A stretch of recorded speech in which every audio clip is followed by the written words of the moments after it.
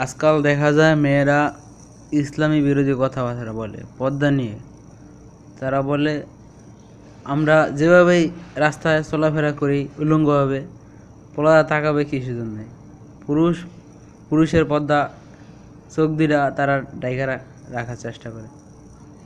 কিন্তু তারা যদি রাস্তায় যদি অশ্লীল পোশাক পরে যদি বাইর হয়, তাহলে পোলারা কি তাদেরকে ছেড়ে দিবে? তারা পর্দা করা তাদের জন্য ফরজ। তারা ঘরের ভিতরে থাকবে, তারা কেন রোডে ঘাটে বাইরে হবে পর্দা ছাড়া? আর মেয়েরা বলতেছে আমরা যেভাবেই বাইরে না কেন, তারা এটা দেখবে কেন? না আপনারা বলেন যে মহিলাদের জন্য কি পর্দা করা ফরজ না ফরজ? কিছুক্ষণ আগে একটা বেদব মেয়েকে দেখলাম ইউটিউবে। সে বলে যে আমরা যেভাবেই থাকি না কেন, এটা পোলারা দেখবে কেন? ওদেরকে কী যে করা উচিত, আমি যদি পাইতাম কী যে করতাম আমি নিজেই জানি না।